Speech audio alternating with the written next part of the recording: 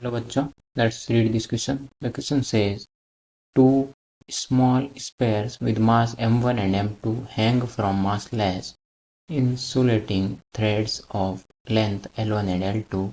The two spheres carrying charge Q1 and Q2 respectively.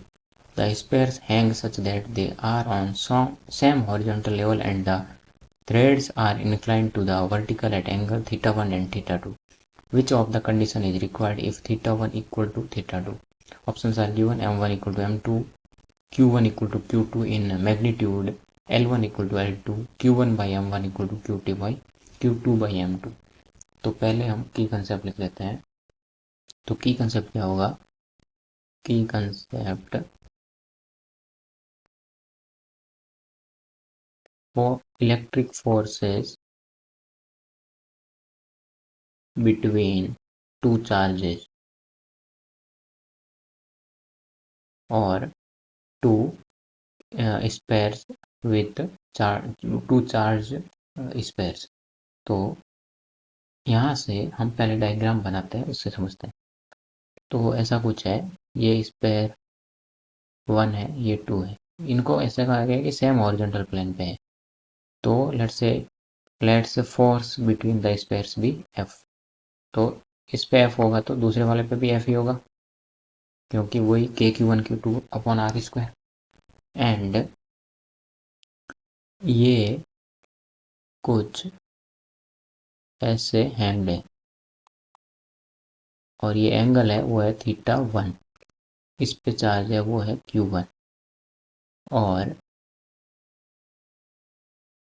ये कुछ है और इस थ्रेड की लेंथ है L1 और इसकी L2, ये θ2 एंड ये L2 है एंड F फोर्स है और बस। तो और टेंशन T1 एंड T2 है इन द थ्रेड्स, जो कि मासलेस है। मास इसका M1 इसका M2, थ्रेड्स मासलेस है। ये T1 और ये T2। तो T1 cos थीटा ऐसे लगेगा और T1 साइन थीटा इस साइड लगेगा, और फॉर इसके लिए भी सेम ही होगा। ये T1 ऐसे है और ये थीटा है, तो इसके लिए भी वही होगा जो ये T2 cos theta and T2 sign, जो θ1 है, ये T2 cos θ2 एंड ये साइन θ2, और ये है T2 इस प्रकार और ये है θ2। अब इसको जो फ्री बॉडी डायग्राम की इक्वेशंस लिखते हैं इक्विलिब्रियम में। तो इन इक्विलिब्रियम फॉर स्पेयर 1। तो और नीचे की साइड mg लग रहा है, तो T2 cos theta T1 cos θ1 equal to m1g, cos θ1 equal to m1g and T1 sin θ1 equal to f1 and for sphere 2 T2 cos θ2 equal to m2g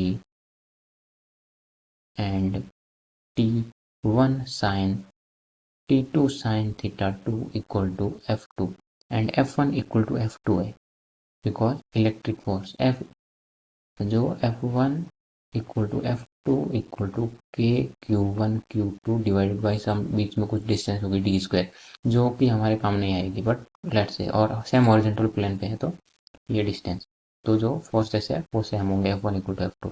तो यहाँ से हम ऐसे लिख सकते हैं कि फ्रॉम 1 एंड 2 कि tan θ1 इक्वल टू क्या हो जाएगा, tan θ1 equal to f upon m1g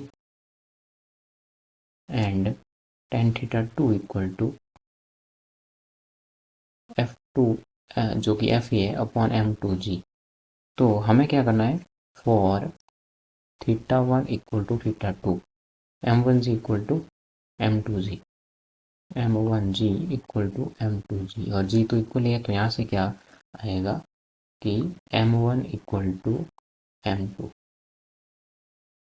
तो यही हमारा आंसर होता है। तो ऑप्शंस देख लेते हैं। So the correct answer is option A. Hope you understood it. Best of luck.